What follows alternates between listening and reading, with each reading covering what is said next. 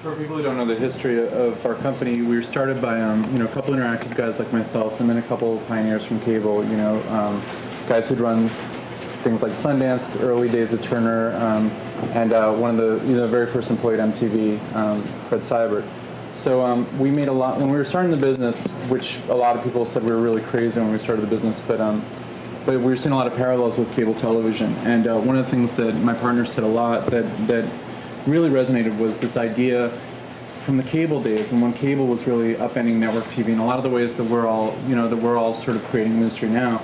And a lot of what we talked about was this idea that the low-cost quality provider wins. In any space, the low-cost quality provider, and that's a sentence that we deconstructed a lot because quality is obviously relative and subjective. It's constantly changing. Audience's definition of quality, advertisers' definition of quality, and it might change. We have 12 networks about topics, everything from car news to cute pets to the Obama girl videos. We've got different audiences who have different definitions and different advertisers that are interested. But the challenge for any entrepreneur in this space right now is how do you make that right bet of going big enough that we can, we weren't even able to start talking about advertising until we were 10 million views a month. That's when we started getting the attention of the major advertisers. There was a certain amount of money we had to spend to get to that point. And so you're constantly balancing on the entrepreneurial side, what's that scale that you have to be out with to be relevant and meaningful to advertisers and make those big deals. We didn't want to just have to do those small niche endemic deals. We wanted to be able to get Microsoft, or we wanted both of those things there.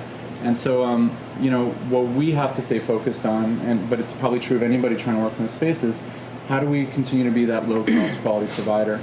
And how do we make that venture money that we've raised last to that point where we're profitable? Right now, we're probably halfway there. We're not in that millions of dollars per month range of revenue, but we are in the hundreds of thousands of dollars per month range, and that's about what it takes to do the kind of business we have and to get those 20 to 30 million streams a month.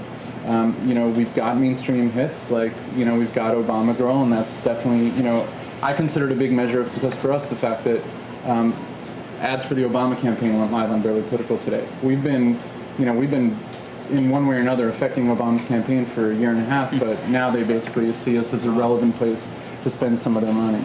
And so that's really interesting. But the other opportunity that's also really interesting is getting people into the space that have never advertised on television before. One of our big success stories for us is a company called Janome, where Janome they don't advertise on TV, they don't advertise on the web. They're one of the leading sewing machine companies, and they saw one of our videos make it to the front page of YouTube that featured a Janome sewing machine, and it quickly became a conversation of how do we work together.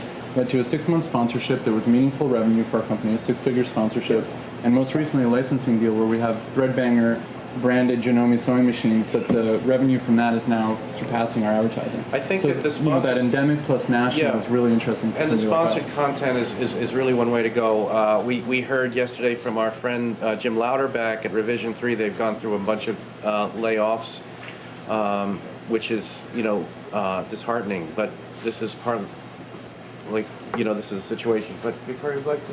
Sure. I think we were in a bit of a different situation in NextNewNetworks in that we had such a small raise that we were immediately forced to think we must make money like next month. And so we had a 3-tiered approach, which was we would make specific content for sponsors that was in keeping with our brand. And we've had very good success with that with Pfizer and Dell and other things. It would be content that we would produce anyway, but we work with the sponsor to say, okay, we'll produce a series on science, and here's the type of topics we'll cover. Now, we've had some potential sponsors come to us that want us to do content that we're not comfortable with, and it's a sort of a difficult decision because you think, okay, well, this will keep us going 3 months longer, but ultimately it may cost us our brand and reputation. So we've had to turn some things away. We also do have the opportunity for sponsors to sponsor our categories. We have about 10 categories and growing. And so sometimes they just sponsor content that already exists. Then we have a lot of syndication deals, one being with the Washington Post, where we create specific content for them, and then at a certain point we reclaim it and can reuse it. And so that's how we've made money so far, and we've been actually very successful. We're already profitable, and we're going, in the next iteration, we're partnering with universities, and we'll be taking their content, the top 25 US to start, and then going international. I was just asked before the session started what percentage of our content is seen on our site and what is seen off of our site.